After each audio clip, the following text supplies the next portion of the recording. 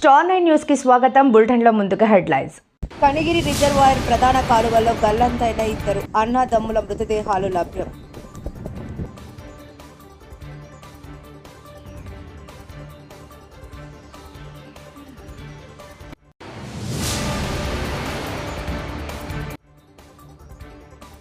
VPR Amruthadhara ప్రాణానికి ఆధారం.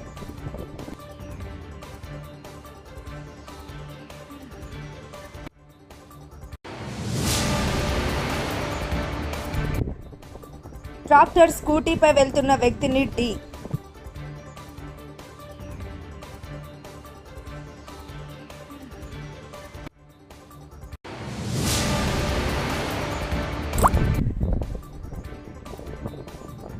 దేవాదాయ శాఖకు పవిత్రమైన గుర్తింపు తీసుకురావాలని సీఎం కోరారు. మంత్రి ఆనం రామనారాయణ రెడ్డి.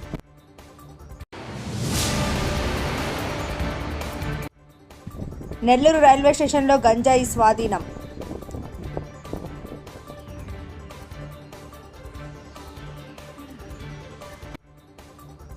సంఘం కనిగిరి రిజర్వాయర్ ప్రధాన కాలువలో గల్లంతైన ఇద్దరు అన్నదమ్ములు మృతదేహాలు లభ్యం. మృతదేహాల మధ్య మిన్నంటిన రోదనలు. ఈ సంఘటన సంఘంలో చోటు చేసుకుంది. కోవూరుకి చెందిన గోవిందయ్య, శేషమ్మ కుమారులు బందా వెంకటచందు, బందా వెంకట నందకిషోర్లు పాఠశాలకు వేసవి సెలవులు కావడంతో సంఘంలో బంధువుల ఇంటికొచ్చారు. ప్రతిరోజు తన స్నేహితులతో కలిసి సరదాగా ఈతకెళ్లేవారు. అదే క్రమంలో సోమవారం మధ్యాహ్నం ఈత కొట్టేందుకు సంఘం కనిగిరి రిజర్వాయర్ ప్రధాన కాలువలో దిగారు. కాలువలో నీరు వేగంగా వెళ్తూ ఉండడంతో ప్రమాదవశాత్తు ఇద్దరు అన్నదమ్ములు గల్లంతయ్యారు.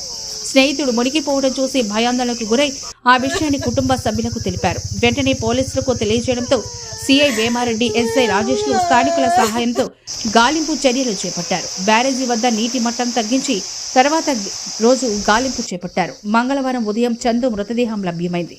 కాసేపటి క్రితం నందు మృతదేహం లభ్యమైంది. ఇద్దరు అన్నదమ్ముల మృతదేహాలు లభ్యమయ్యాయి. మృతదేహాల వద్ద తల్లిదండ్రుల రోదనలు మిన్నంటాయి.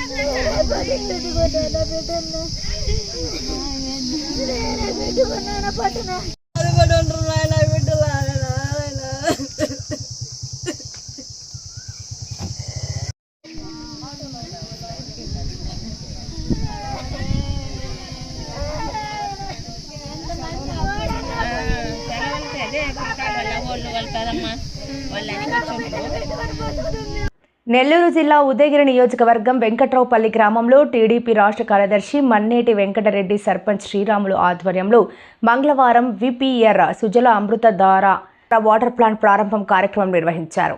విపిఆర్ ఫౌండేషన్ ఆధ్వర్యంలో విపిఆర్ అమృతధార వాటర్ ప్లాంట్ ను నెల్లూరు పార్లమెంట్ సభ్యులు వేమిరెడ్డి ప్రభాకర్ రెడ్డి, ఉదయగిరి నియోజకవర్గ శాసనసభ్యులు కాకల సురేష్ చేతుల మీదుగా ప్రారంభించారు. ఈ సందర్భంగా వారు మాట్లాడుతూ ఉదయగిరి నియోజకవర్గం ఫ్లోరైడ్ రహిత గ్రామంగా తీర్చిదిద్దారని సంకల్పంతో దాదాపుగా అన్ని మండలాల్లో విపిఆర్ ఫౌండేషన్ ద్వారా విపిఆర్ అమృతధార వాటర్ ప్లాంట్ ని ప్రజలకు అందించిన శుభ పరిణామమన్నారు. నీటి కొరత ఉండే ఈ గ్రామాల్లో ఈ ప్లాంట్ ను నిర్మించడం ఎంతగానో ఉపయోగకరమని మండల ప్రజలకు అభిప్రాయపడ్డారు. మా విపిఆర్ ఫౌండేషన్ తరఫున అమృతధార స్కీమ్ లో దాదాపు 170 ప్లాంట్లు నెల్లూరు జిల్లాలో పెట్టున్నాం. ఉదయగిరిలో ఇది 32ది. ఈ రోజు ఇంకొక 4 కూడా ఉదయగిరి. మీ ఎమ్మెల్యే గారు సురేష్ చాలా కోఆపరేట్ చేస్తాడు. మీ కాన్స్టిట్యున్సీలో ఉదయగిరి కాన్స్టిట్యున్సీ ఇప్పుడే ఎమ్మెల్యే చెప్పినట్టు మనము ఏది చేయగలిగితే అది చేసేదానికి ముందుకు పోవాలని కోరుకుంటున్నాం. ఎందుకంటే ఈ ప్రాంతం అంటేనే అభిమానంతోనే మాట్లాడుతున్నా. పొలిటికల్ గా అన్నగారు ఇది 32వ ప్లాంట్ ఉదయగిరి నియోజకవర్గంలో 32వ ప్లాంట్ పెట్టారు. ఇది మన తెలుగుదేశం పార్టీ గవర్నమెంట్ వచ్చాక కూడా దాదాపుగా 8 పైన పెట్టారు. అలాగే మేము లాస్ట్ క్యాంపెయిన్ లో మన అన్నగారు నేను క్యాంపెయిన్ చేసేటప్పుడు మన ప్రభాకర్ అన్న ప్రత్యేకంగా దానికి మెయింటెనెన్స్ టీమ్ ని పెట్టి ప్రతి ప్లాంట్ కూడా ఫిల్టర్ పైన కూడా దగ్గర నుండి చూసుకోవడం. మన ఈ రోజు ఎట్లా ఉందంటే ఇప్పుడు ఒక కార్యక్రమం చేయడం కాదు, దాని మెయింటెనెన్స్ బాధ్యత తీసుకోవడం అనేది బిగ్ ఛాలెంజ్ గా ఉంటది. వారు అది దాన్ని కూడా నెత్తికెత్తుకొని ఈ ప్లాంట్ అన్ని కూడా ట్రైసైకిల్స్ వాడుకుంటారు కదా, అది వారి పుణ్యం. వారికి కూడా నా ధన్యవాదాలు తెలుపుకుంటా ఉన్నాను. అలాగా రాబోయే రోజుల్లో కూడా అన్నగారు ఉదయగిరి నియోజకవర్గాన్ని ఆదరిస్తారని, దీని డెవలప్మెంట్ దిశగా మాకు సహాయం చేస్తారని మొదటి నుంచి కూడా మనం ఏ ప్రపోజల్ అడిగినా కూడా వారు నగరంలోని స్థానిక ఆత్మకూరు బస్టాండ్ ఫ్లైఓవర్ బ్రిడ్జి పైన వేగంగా వెళుతున్న ట్రాక్టర్ స్కూటీపై వెళ్తున్న వ్యక్తిని ఢీకొని సాయి ప్రతాప్ అనే యువకుడు దుర్మరణం చెందాడు. గవర్నమెంట్ హాస్పిటల్కు తరలించారు. యాక్సిడెంట్కి పాల్పడ్డ ట్రాక్టర్ డ్రైవర్ పరారి. మృతి చెందిన యువకుడు విజయ డయాగ్నోస్టిక్ సెంటర్ నందు పనిచేస్తున్నట్టు స్థానికులు తెలిపారు. పోలీసులు సంఘటనా స్థలానికి చేరుకొని విచారిస్తున్నారు. మృతదేహాన్ని స్థానిక గవర్నమెంట్ హాస్పిటల్కు తరలించారు.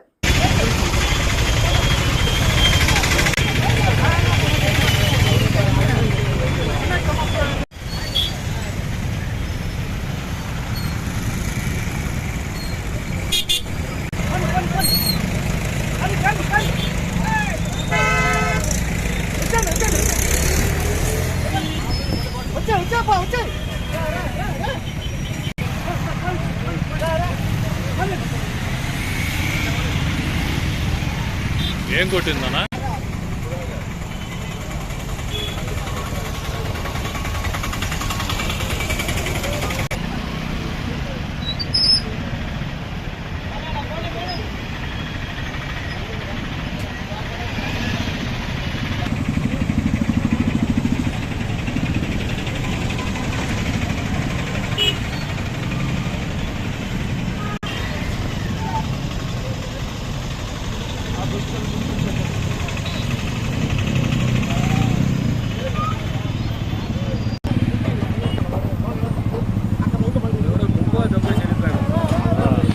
కొట్టేసి వెళ్ళిపోయాడా? పట్టుకోవాలంటే క్యాచ్ చేయాలా? నెంబర్ కూడా తెలియదు ఊరికి. వచ్చే లోపల చచ్చిపోయినాడు మనిషి. 21 గంట వయసు. ఏదో డాక్టర్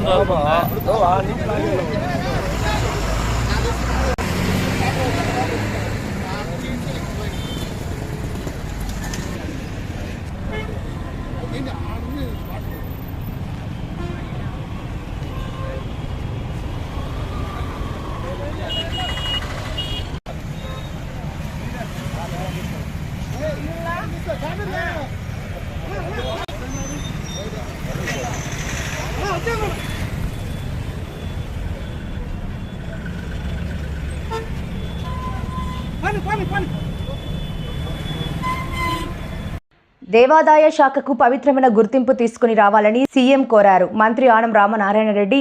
దేవాదాయ శాఖ మంత్రి ఆనం రామనారాయణ రెడ్డి నెల్లూరులోని తన నివాసం వద్ద ఆ శాఖ ప్రిన్సిపల్ సెక్రటరీ, దేవాదాయ శాఖ కమిషనర్, ఉన్నతాధికారులతో సమీక్ష సమావేశం నిర్వహించారు. ఈ సందర్భంగా మంత్రి మాట్లాడుతూ ఆలయాలపై ప్రత్యేక దృష్టి సారించి ఆలయాల పూజా కార్యక్రమాలు ఆగమ పండితుల ఆధ్వర్యంలో జరిగేలా చూడాలని, ఇందులో ప్రభుత్వ ఉద్యోగాల పాత్ర ఉండకూడదని ముఖ్యమంత్రి ఆదేశించారు. 6A కేటగిరీలో ఉన్న 169 ఆలయాల్లో ఉన్నటువంటి ఆదాయ వనరులను కాబట్టి కొంచెం ఆదాయం వనరులు అధికంగా ఉన్నటువంటి 22 ఆలయాలను ప్రభుత్వ ఆదేశాల ప్రకారం జరపాలని ముఖ్యమంత్రి ఆదేశించడం జరిగిందన్నారు. ఇప్పుడు ఈ ఆలయాల్లో సీసీ కెమెరాల పర్యవేక్షణ ఖచ్చితంగా ఉండాలని సిబ్బందికి ఆదేశించారు మంత్రి ఆనం. ప్రతి ఆలయంలో ఆధ్యాత్మిక భావన ఉట్టిపడేలా అన్ని చర్యలు తీసుకోవాలని, ఆలయ పరిశుభ్రత, పారిశుధ్య పనులు సక్రమంగా జరపాలని, భక్తులకు ఎటువంటి ఆటంకం కలగకుండా చూడాలని ముఖ్యమంత్రి ఆదేశించారని, వీటిని మనం అమలు చేసి ఆలయాల పవిత్రత కాపాడి ముఖ్యమంత్రి వద్ద ప్రత్యేక గుర్తింపు తెచ్చుకునేలా మార్పు తీసుకుని రావాలని మంత్రి ఆనం రామనారాయణ రెడ్డి సూచించారు. ఎక్కువగా దీన్ని పెద్దదిగా చేసే ప్రయత్నంలో భూ సౌకర్యం కొంత తక్కువ ఉంది కాబట్టి భూమిని కూడా అటు దేవాదాయ శాఖ, అటవీ శాఖ మధ్యలో ఉన్నటువంటి సమస్యను పరిష్కరించడానికి గౌరవ ముఖ్యమంత్రి గారు త్వరలోనే ఒక సమావేశం పెట్టి దీన్ని ఒక ఆలోచన చేసి నిర్ణయం చేద్దామని చెప్పారు.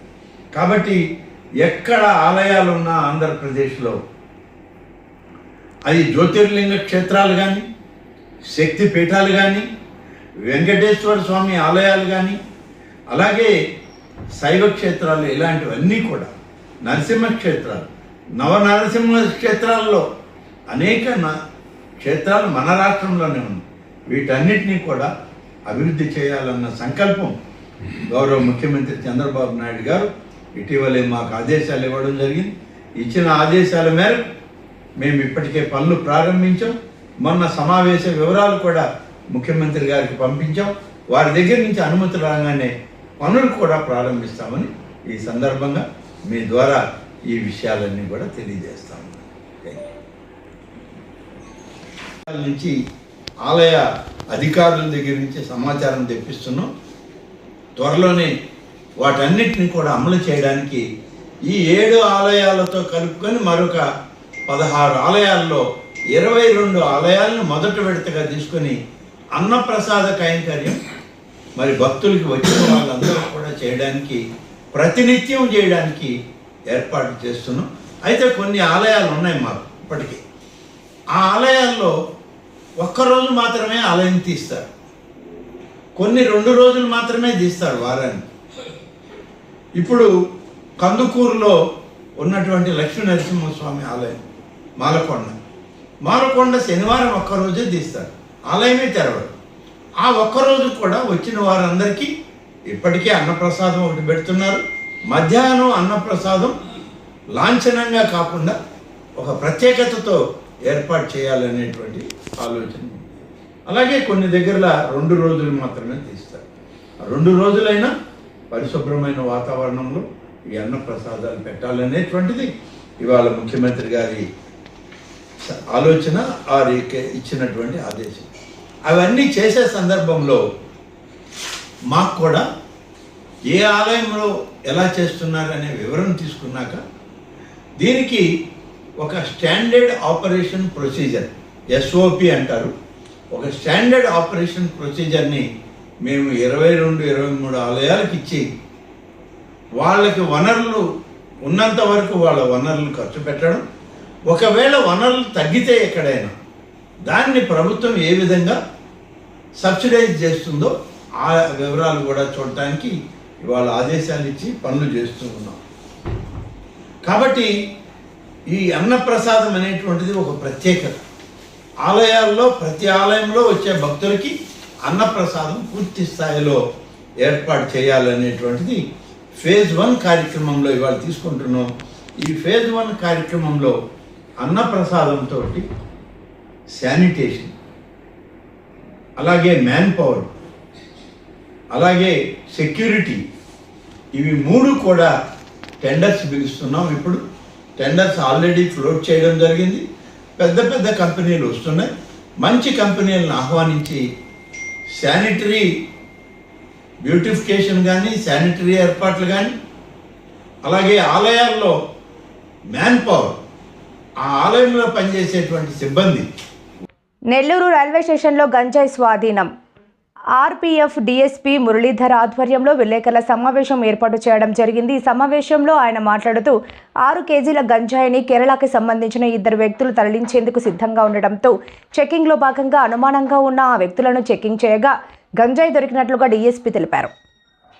వారిని అదుపులోకి తీసుకొని కోర్టుకు సబ్మిట్ చేస్తామని తెలియజేశారు. ఈ కార్యక్రమంలో రైల్వే సిబ్బంది పాల్గొన్నారు.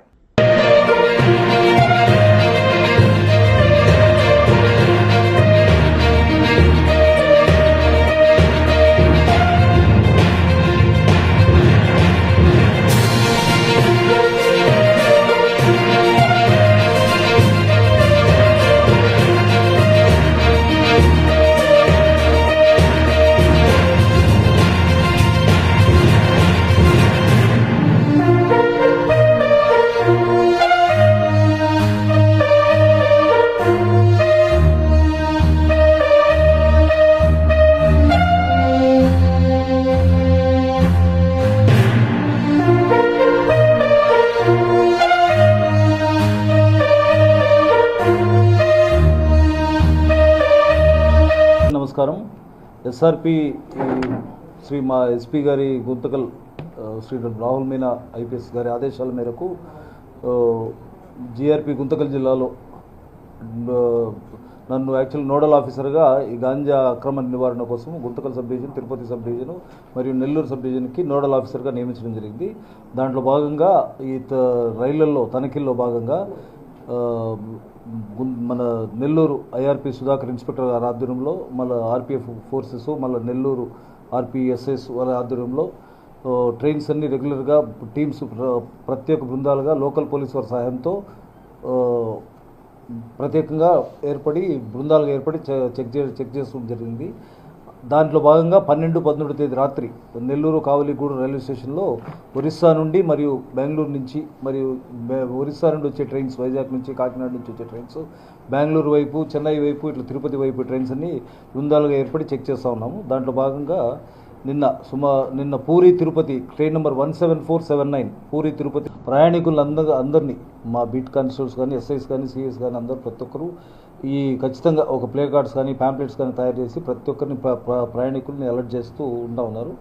అట్లా ఈ మధ్యలో మొత్తం బాంబ్ స్క్వాడ్తో, డాగ్ స్క్వాడ్తో, బీడీ టీం వాళ్ళతో మొత్తం రైల్వే స్టేషన్లు చుట్టుపక్కలంతా తనిఖీలు కూడా చేస్తూ ఉన్నారు. ఈ మధ్యలో జరిగిన పహల్గామ్ ఇన్సిడెంట్ దృష్ట్యా ప్రతి నిత్యం ఈ అన్ని నాకు సంబంధించిన గూడూరు, నాయుడుపేట, నెల్లూరు, కావలి, ఒంగోలు, అప్ టు చీరాల వరకు ఉండే రైల్వే స్టేషన్స్ అన్నీ అందరు ఎస్ఐలతో, సిఐలతో నిత్యం తనిఖీ చేస్తూ ఉండడం జరుగుతుంది. వార్తలు ముగించే ముందు ముఖ్యాంశాలు మరోసారి. కనిగిరి రిజర్వాయర్ ప్రధాన కాలువల్లో గల్లంతైన 2 అన్నదమ్ముల మృతదేహాలు లభ్యం.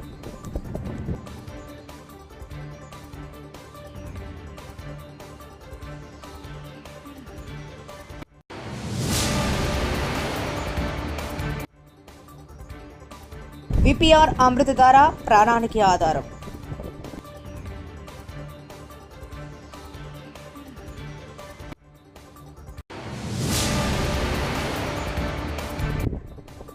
ట్రాక్టర్ స్కూటీపై వెళ్తున్న వ్యక్తిని ఢీ.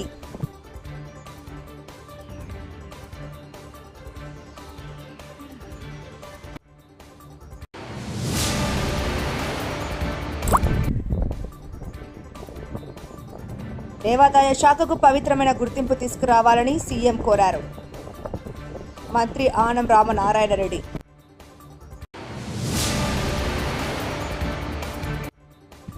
నెల్లూరు రైల్వే స్టేషన్లో గంజాయి స్వాధీనం.